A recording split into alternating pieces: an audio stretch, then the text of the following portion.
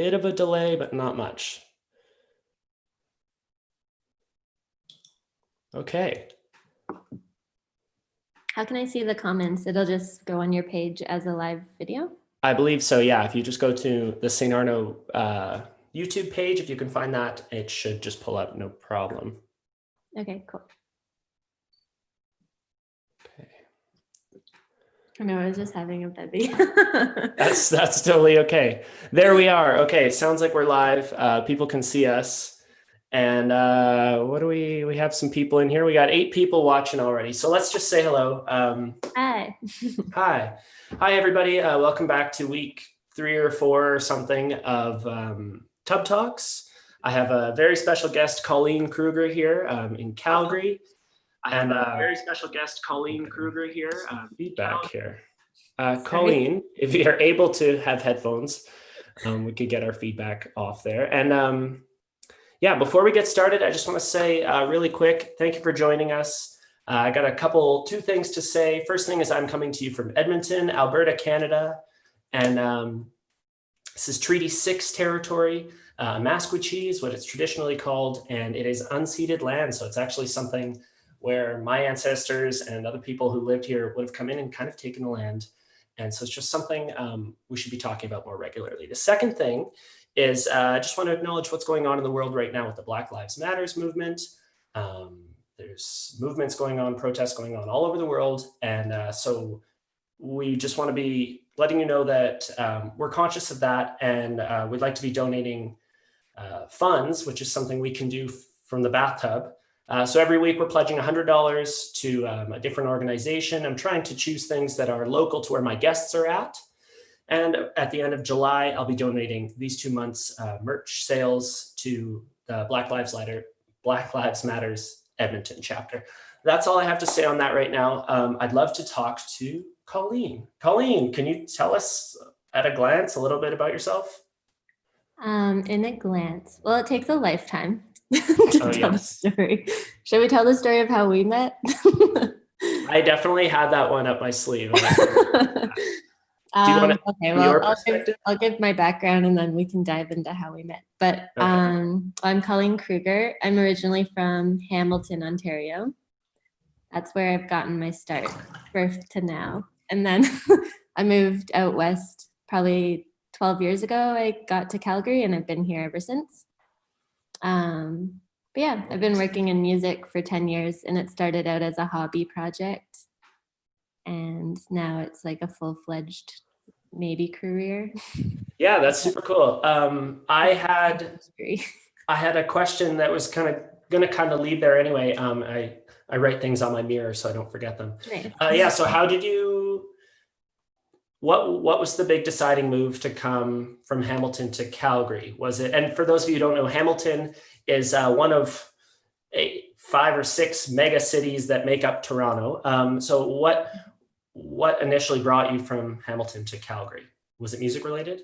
No, it's just a bit of a life adventure, but I left Hamilton when I was like 19 and I ended up in Montreal for a couple of years. Right. So then I was in Montreal and I wasn't working in music then, but I've always been a huge music fan. So when I was 15 living in Hamilton, I would literally work and go to school and then save all my money and like buy concert tickets, and then sometimes buy an overnight bus ticket to go to Montreal to see the same band. Whoa, you're like a hardcore. And then maybe go to Quebec City and see the same bands. Like, I've always definitely been a huge music lover and a huge fan of art and artists. So it's pretty natural. But I was working in telemarketing in Montreal, which you can imagine is not ideal. Hey, I nearly did that. I was about to do that. I was living in Montreal this last January and February, and the thought was that I was going to stick around there for a few extra months. And I had some, well, obviously we know what happened since then, COVID and everything, but I was going to do the exact same thing. It was a job you could get as an English speaker in Montreal. Yeah, you're pretty limited when you don't speak French. Yeah. But yeah, telemarketing, it really it sets you up well to work in music because you literally hear no probably 200 times in a given hour. Yeah. So if you're going to work in music and or any arts career, you almost have to learn how to hear no. as your Right. answer Yeah. and learn how to like maybe persuade people to like eventually say yes to what you are aiming for. Hmm. So it really is a good training ground. I think, Um, yeah, go ahead. well, that was like step one. Right. So I ended up in Montreal, but I met a bunch of people there who were like, let's go out west. So then eventually we moved out to BC. And then there's a few years in there that's just like between BC, California, and Mexico. And then I came back and then I chose to live in Calgary because I have family here. Nice. Yeah. What was the step? And actually, I should let you know. So lots of the people tuning in right now, lots of familiar names, which is great. Hello, Rizzle Spizzles and Everett, and all these people who we see coming in week after week. That's really nice. And Peas. I love YouTuber names because they're always like, Yeah. it's like this slow transition where we're going from like knowing people's personal names to knowing their online names, which is a weird and sometimes unwelcome transition, but it's cool because you can make all these internet friends. My younger brother, he's a YouTuber. I don't know if we've ever talked about this, and hence that's why all of this is happening for me right now. He's been encouraging me to get on here for a long time, Nice. and lots of the people who tune in are his fans, which is great. I'm really grateful that they come over here, but they're animators and they're artists, and I think lots of what we'll talk about will apply to them as well, in that it's such a weird, varied world. And so when you just decide that you're going to have a career in it, or one of many careers maybe is for lots of people, how do you take that jumping point? When do you decide in your own brain that you work in an art industry? So what was it in your brain? Was it a certain job or certain time where you're like, wow, I am a member of the music industry. I will fight for my right to be a music industry person. Yeah. I think I did it in a very organic sense. Like, my brother was in a band 12 years ago called Double Fuzz. So I was just working, I'm very natural in wanting to promote things. So I just sort of picked that up naturally. And then I was like, oh, I'll make a poster for your show because I was more into visual arts at that point. Mm-hmm. And then I was like fiddling around and doing posters for shows. And then I was like, oh, I want to do more posters. So then I booked more shows to make more posters. And then I was like, oh, I want to do a tour poster. So then I booked a tour to make the tour poster. Right. A good reason. Sort of a building. Yeah. It's a pretty funny way to get into music, but it was really around visual arts more than it was around like the management or the administration side, which is more where I'm at now. So would you say, so that was kind of, you're like, wow, what were you doing to pay the bills? That's always the big question, is like, well, am I really an artist until I'm paying the bills doing it? And that's something I'm still struggling mentally with, but getting over. Well, I think there's always that weird transition time where you're working jobs that you really know at your core that are not your fulfillment jobs. Like you're not happy in it, but you sort of have to do it to sort of pay your bills and like get some food. But I never let anyone limit my possibility of working in the part of work that I loved, which was music. Right. So like if I had to go to a conference and I knew that conference was like going to be game changing in terms of who I'd meet, but maybe my job at that time was like, okay, well, you take this time off, you might not have a job when you get back. I was never like, okay, I would just be like, all right, I quit. Right. And I would go to the conference because you always have to work towards what your bigger goal is. Right. And never let any of the other side of things hold you back. Cool. I think is like the best thing that I took from that. Right. But yeah, you can get another job, Right. You can always get another job. I don't know about in this climate, but it's scary for sure. I don't know. Yeah, it's going to be a different climate now, but I think it's true to any sense. It's like, if you want to do something, you have to work 100% of the time towards that goal. Right. I agree. And I found it can be a sacrifice. It can be a sacrifice to commit, like, okay, well, I have to be ready maybe to move for my job. I have to be ready maybe to leave something else that's providing me some stability and to chase after that, which is really part of the whole, like, I think part of why we romanticize it so much. And sometimes it kind of earns that romanticism that we give it. I just want to break down really quickly for some of the people listening. When we're talking about going to conferences and things like that, I figured this could be a good like music industry and industry at large chat for maybe some young artists. And I know 6 years ago, I'm 25 now, and I would say I kind of really got started with music right after high school. I didn't know about conferences, and conferences sounds like a big barrier if you're somebody who's just like at home animating or strumming your guitar or whatever. How would you best describe like conferences to a beginner in the music industry? Because that's like insider knowledge as far as I'm concerned. 5 years ago, I would have had no idea, and they changed the game. Yeah, I think, well, I don't know, like any career, if you're a cabinet maker, there's conferences for that.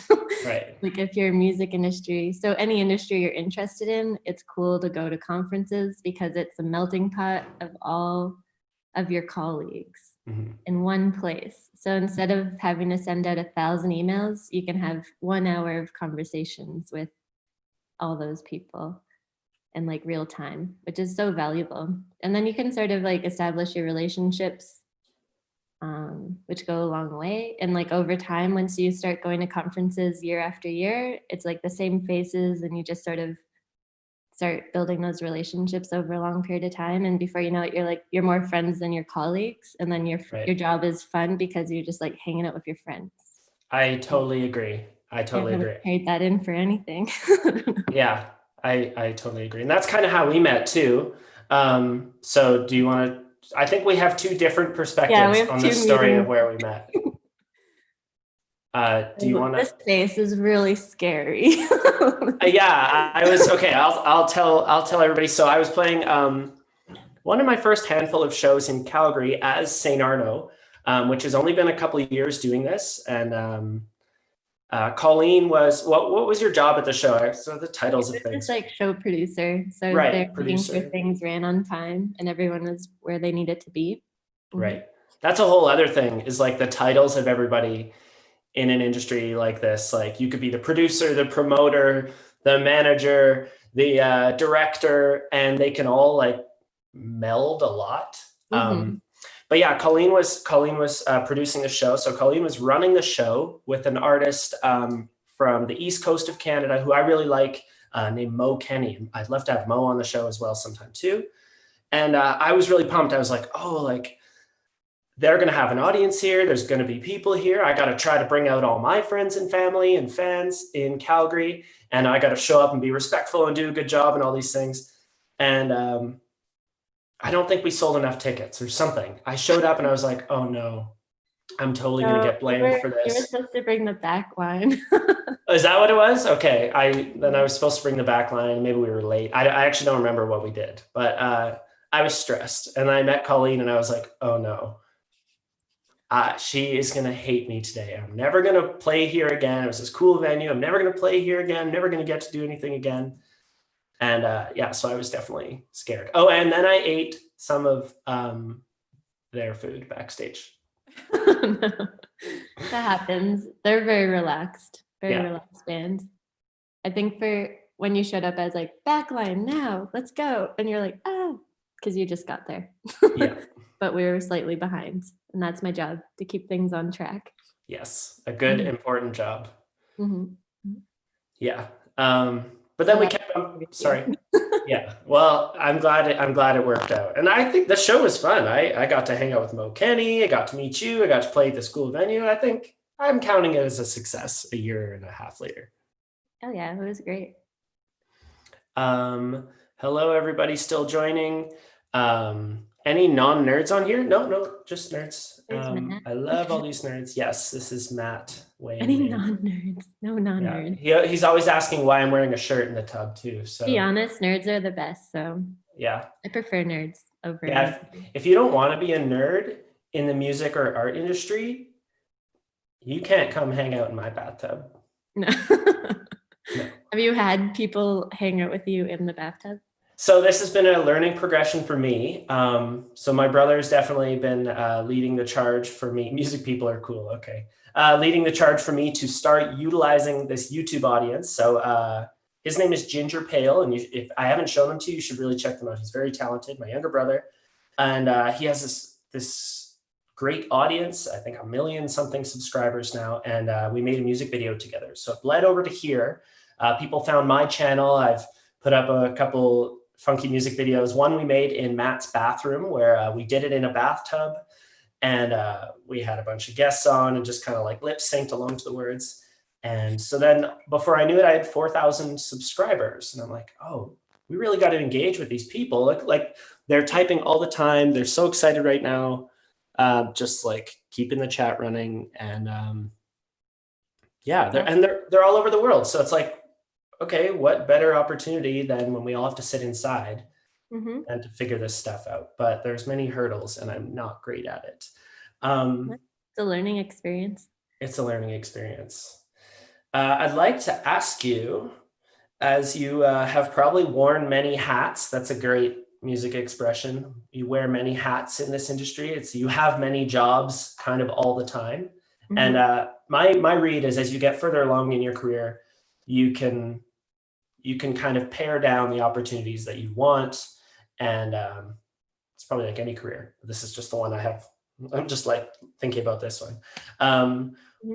What have been one of your favorite roles? Do you have any like road stories, best or worst? Like, have you done any tour managing? That's where you work with an artist on the road to make sure everything runs smoothly. Well, I have done a lot of touring. I do love traveling. It's like the hardest part of this experience in the past few months. Or I guess like not the hardest, but a huge shift because there's not a lot of that available. But I would travel probably 90% of the year. Wow. On a given time, which is just like either on tours or going to conferences or just needing to be somewhere else to like build an artist relationship and work with them. So yeah, that's a huge transition. Let me think of a good road story. There's so many. Every time you're on tours, there's so many little experiences that pop up.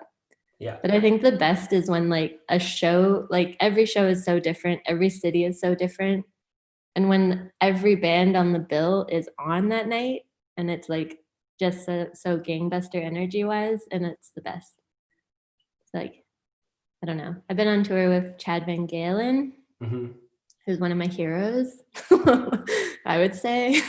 I went to Poland last summer with Crack Cloud, who's like one of my favorite Canadian acts, post-punk kind of bands, and they were touring some shows with Novel, another post-punk band I love. I've done Novel. That's the one with the 3 as the E, right? And yeah, N0V3L. Yeah, because there's a rapper named Novel, so we had to sort of skirt around that. But they're pretty techie post-punk anyway, so it works out quite well. I've been on tour with Eve Jarvis, who's probably one of my favorite up-and-coming Canadian artists, like alternative R&B. Pretty special. Yeah, I don't know. Being on tour is pretty amazing. Being in the city with artists and like just the energy of the audience in every new city is so awesome. And like all those experiences sort of compile over time and just, I don't know, part of the experience of being the artist is like getting out there and meeting new people all the time. I always loved that it's like an excuse to travel for work. Yeah, there's nothing better than having an excuse and or a purpose to travel. Yeah, and I wonder like, okay, well, can I keep this up? Like, it's expensive to travel, especially through Canada. We have an amazing system of grants and organizations, non-for-profits that help us funnel money back directly to the artists or to the management or whatever that can even get us like gas money. Like Edmonton to Calgary, that's a 3-hour drive. That's there and back. It's over $100 in gas, you know? And then if I'm not making $100 at least that show, well, you're going negative. So it's a really hard thing to navigate. Yeah, no, it's true. It's definitely a part. Okay, so I look at it this way. You want to open a restaurant and not invest in buying tables and chairs. Right. You know what I mean? So you're not going to open your restaurant and be like, hey, until we have the money and like built up our revenue, we can't buy chairs. So you're sitting on the floor. It's like, so I sort of use that as a thought process in terms of like, you're investing time and money into your career. And over time, you will see the return of that investment, but you do need to invest in anything you want to do. Like you can't just go in and be like, I'm going to make $1 million right away. Like, no, I'm going to. And yeah. No, I'm totally, Good. no, that's the plan. I think the digital side of everything can make it a little easier. Yeah, that could It's just help. a very different experience, you know? Yeah. I don't know. I can tell you a nice story about traveling to see a show that I wasn't working and where it led. So I think like for several years on my birthday, I would buy tickets to shows in Seattle or Portland. And one year we went and bought tickets to see Bombay Bicycle Club. It was like one of my favorites. And we went and my friends celebrated my birthday really hard with me and we were like, woo. So we were at the show. And then after the show, we were trying to get a taxi and it was like raining and everyone was like frantic to get taxis. And I jumped in a taxi and I'm like, woo, we got one. And I turned around and I was like, you're not my friends. So I had to get out. And then my friends got taxis, but I wasn't paying attention and they left me. They left you. And I was like, what the heck? And so I was just standing over and talking with the band and they're like, oh, you should come for a beer with us. And I'd be like, oh, that sounds fun. And that in that moment, I turned around to get my friends to come for beers and they had gone. And I was like, all right. And then I turned around again and Jack, like the lead singer of the band, was standing there and he was like, did your friends just ditch you? And I was like, yes, I'm afraid they might have. So he's like, well, I have a taxi. You can split it with me and we'll go downtown. And I was like, amazing. So I got in a taxi with him. This is like my favorite band, by the way, but I'm obviously super oblivious to the fact that I'm now like sitting in the cab with my favorite band lead. And then I was like, oh, maybe you can sign this ticket for my friend. And then we ended up just talking and like hanging out. And then we couldn't find my friends. And then we invited me back to hang out and we just like chatted for like 4 hours in the tour van. And then made plans to meet up in Europe that summer just to hang out. So then it like led to like lots of like cool adventures. Cool. But yeah, my friends like showed up to the Airbnb after me and they were like, are we all still friends? I'm like, it turned out to be the best ditching ever. Yeah, you guys are lucky. That was a good like, day. did you guys even notice I was gone? Like, I think because we were in the States, there was no roaming package for phones like 4 years ago. So I didn't have my phone on. So no one could really connect. But yeah, it turned out to be like one of the best experiences. Like just in terms of like going somewhere, meeting someone, and then like creating another plan and then going and like meeting again. And it ended up being like a really fun adventure. Yeah, and it's a fun thing, I would imagine. I'm maybe not at the level where I'm traveling all over the world all the time, although we're getting there. But like when you go to a new place and you get to connect with somebody rather than just like show up and unpack your gear, you drive for 8 hours or whatever, unpack your gear, play to 7 people and then drive away. Like that's not really fun. It can be fun, but that's not the stuff you want to do 100 days of the year. Well, it does compile. It's exponential growth. If you keep going to the same place and nothing changes, then you know you're not doing something right. But I think every show gets exponentially better. Yeah, and I find I have to look at it on the average. I'm like, okay, well, I toured around Ontario and did we learn something? Maybe we didn't play to a ton of people every night, but did we learn something? Are there 3 people who I can come back to and send a message to? And my goal is never to pester people too hard to come out to my shows. Maybe the first time or 2, but then it's like, well, this is the test. Do people want to come back and hang out organically? Do people like the product, the music that we have? It's kind of funny. We have to talk about it as a product sometimes. Yeah. But do people like what I'm doing? Mm-hmm. Yeah, I think that's a good level-headed way of looking at it. Yeah, otherwise we'd explode and we'd be very sad, be like, oh, I spent I saved up all summer to go drive around. I just It is, drove it's around to really make hard. It's not an easy career choice by any means, but I think if you want awesome. it, you'll work at it, and like it sort of becomes your air and water. You're like, oh, I need this. Yeah. If I don't have it, I can't breathe. Which Yeah. makes everything really tough right now when everybody's stuck inside. I was excited to keep touring for a while. We do this. Lots of people tend. I'm just kind of telling our watchers here. Lots of people tend to do these things called album cycles, and it's a pretty loose term, but it's sort of like, okay, you write the album, record the album, and then tour the album to promote it for X number of months. I guess a ballpark would be a year and a half, right? Something like that, a year to 2 years, and you travel around and promote that piece of music that you made. And hopefully you can be writing while you're doing that again, and then keep doing it. And that's sort of how your career can function, and definitely a plan that I have for the near future. For us right now, this kind of cut off the last sort of third of our album cycle for our first album. And we were starting to get some opportunities to go internationally. We were in New York in the middle of March. I actually, I did a quick Google Colleen Krueger in case there were things I want to talk about that we might not think of otherwise. And I actually saw your name on the new Colossus Festival website. So that's where we were the last weekend before, when Trudeau was saying like, Canadians, it's time to come home. Our good friend Liam and I, my manager, we were in the airport at JFK coming home to that festival that was like falling apart. They did an amazing job, but I was admiring the fact that they kept pushing it forward. But they had people coming from like bands from like Asia and like all over the world that were actually coming in still. Yeah. I found that impressive. I had to pull the plug on 2 festivals in the past couple months. That was fun. Yeah. A lot of time and energy just being like, and it's gone. Yeah. But you know, the whole world's in it together, so can't feel too bad. Yeah. Do you mind if I take a song break? Yeah, I'm seeing a couple. They're like, this is cool, but this is a song thing too. So I thought I could play a new one that I wrote. I write really slowly, so I have to be careful not to just like come on here and play all the new songs I have, because then that will be it for forever. But I'm pretty happy with this one. Like a song a week? Oh, no.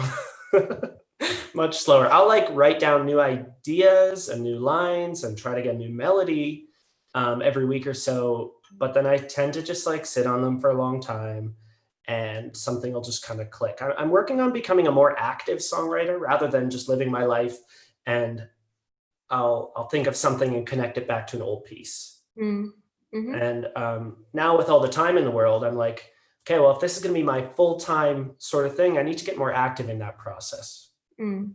Very frustrating and very hard. And I'm jealous of people who can just write and write. But this is a new one that I've been working on for a while, and it's called Sophie. Yeah, let's play a song and we'll keep chatting. I have to take one of these off. Can you hear it okay?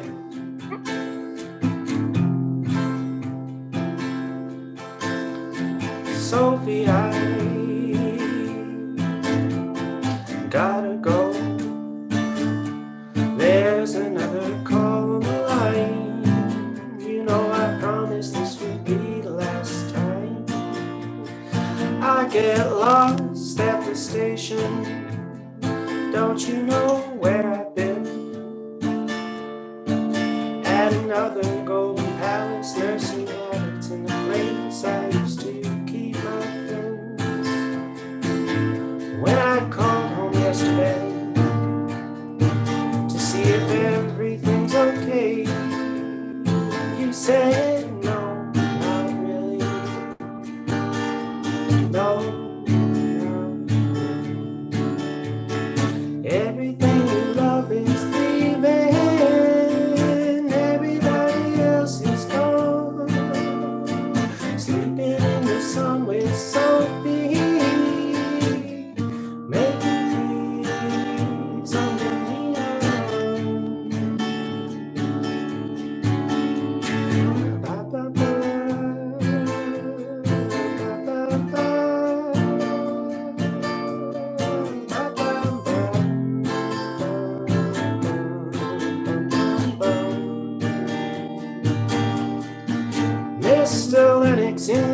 time. Lucy in the first grade. Kitty's on the metro, counting quarters, getting ready for the suit parade. Oh yes, I gamble opportunity. Sometimes I take it on the chin. Sweet Sophie's in the corner with the bookie, combing for the odds and ends. Called you yesterday just to see if everything's okay. You said no. Stay off your phone, Colleen. Everything you love is leaving. Everybody else is gone. Sleeping in the sun with Sophie. Making peace with me. That's my new one. For our Tub Talks music section. Oh, there we go. That was nice. Thanks. It's just a skeleton, so it's like pre-producer stuff and everything, which I'm also really interested in learning about. Nice. That tends to be how developed something will be before I'll try to stick it into my digital audioware for everybody and do a little production on my own or I work with somebody in Calgary actually. So that's why I started coming down to Calgary, was to work with Graham. Who are you recording with? Graham Lassard. Oh yeah, he's great. Yeah, he's really great. And he's just like, he's very talented and he's a character that I've just gotten along really well with. We see things eye to eye and he has a really great way of breaking down ideas and helping me build a vision. So I think that's a really interesting part of the music industry and probably art at large is how much help can go into it and how many skills are required to get that final product out. And big important part of it is so many. yeah, there's lots of different things you need to do. So it's funny when people think of it. I saw this infuriating article floating around Facebook yesterday. It was like top non-essential industries, and it was like being an artist or being whatever. It was like 80% of artists are non-essential. Okay, fine, but how could anyone say art and joy is non-essential in a time of despair? Yeah, come on. Like so in times of despair, it's like art always carries everyone through hard moments, you know? Yeah. Oh boy. Oh boy. Yeah, we're all navigating a very different time for sure. Yeah, we're all navigating a very different time. Like we're quite fortunate where we live that we do have support and that art is maybe not totally unessential. Like they do support artists in terms of keeping them afloat. Yeah, I would say Canada generally is pretty good about that. We have lots of good organizations that run nationally. And then I would say municipally in Edmonton, for me and for Calgary, we have some pretty good organizations that are able to provide some much needed structure. And with the structure can come funding and attention and promotion and all that stuff. Before we sign off here, we've been on about 40 minutes or so. I just wanted to ask, I was talking to Matt and Liam. So Liam is my manager and they were mentioning something called artists serving artists. Oh yeah. Tell me more about that. Well, I don't know. I guess I'm a firm believer in like using every skill that every person has to help other people. So it's like you learn something, it serves you best to teach someone else that same skill. Right. You know what I mean? In some form. So it's like, I know how to write grants. And then someone's like, I don't know how. So you can like teach or show the reins to someone else rather than trying to control it in some form. But like, hey, I'll teach you, you know? Right. Or I'm going on tour and you've never booked a show. I'll show you how to book a show. Right. Or like you can be a part of the conversation so that you're learning. It's a bit more like mentorship kind of service, but I think everyone has their strengths, and like the more we lend out our strengths, we can build stronger communities. Totally. It is a community builder. for sure. Yeah, for sure. Like I've had to learn a lot, like just by trial and error. And I realized how much further ahead I could be if I just had some right mentors sort of being like, hey, I'm going to take 5 minutes and show you how to do this, or like give you an overview of like some way of doing it.